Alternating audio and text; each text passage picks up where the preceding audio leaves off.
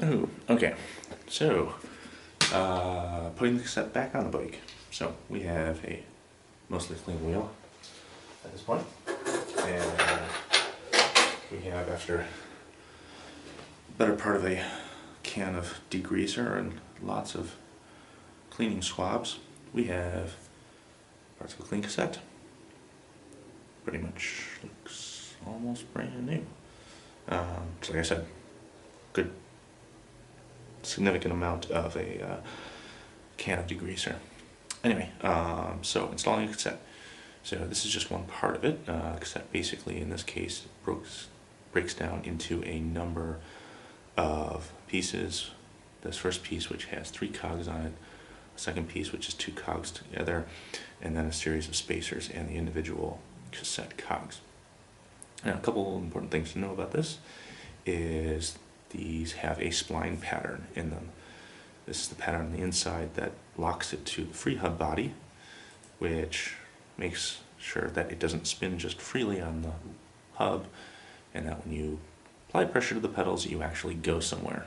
But yeah, anyway, so this is the particular pattern for a Shimano style cassette and free hub body, and you'll notice one unique thing here is all these little bodies have roughly the same distance between them, except right here we have a very small notch and we have a very large body right next to it. All the rest of them are equally sized, but this allows us to make sure that we line everything up exactly in the correct orientation. This is particularly important because of the shape of these teeth on modern cassettes. They want them all to line up in exactly the right order, because all the wonderful engineers have figured out that this is the perfect way to make gears shift effortlessly, or as close to effortlessly as they can possibly make it.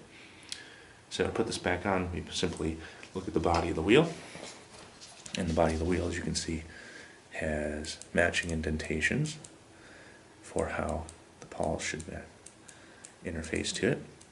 And we simply find the widest piece right here at the top. We have the widest pawl that we showed you before. Lines it up. We try and get it lined up. We make every effort to get it lined up. And it slides right on.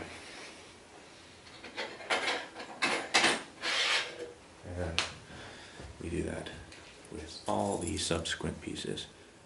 So, zoom out here a little bit, if I can. There we go.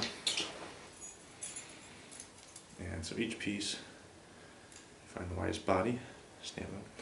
In individual ones, you'll also see they are usually stamped with some numbers on them, so you know which side is facing out away from the bike.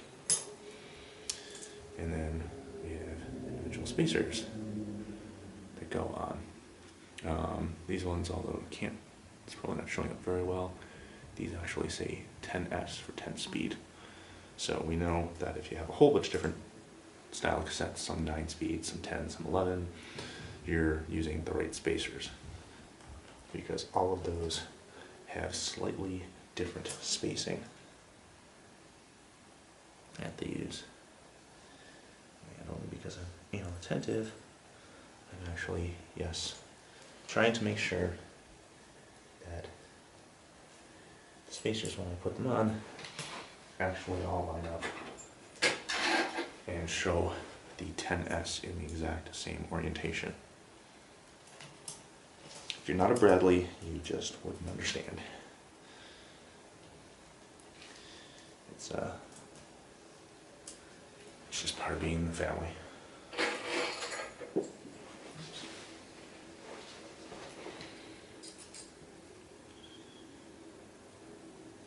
Of course, all along here also making sure that we are putting the individual cogs on here in descending order, or size descending order. And then we're down to the last two. Last two, a little bit special. they actually have the gears on them, and then recessed parts. So the second last one does not need a spacer. It just goes on right after the last. Same thing with the very last one. It has a little bit of spacer built into it. And you might also be able to see there's some knurling around the lip here. That's to help the lock ring, which goes on after it, hold it in place. And line that up. We put the lock ring on. Hold the cassette with the left hand. Just try to tighten that lock ring a little bit with our right. And then we have the special spline tool, which mates with the spline and the lock ring. And we need to use a chain whip this time.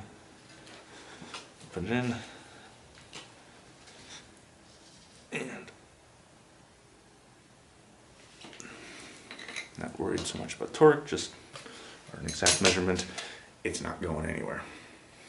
And our cassette is on. And we are done.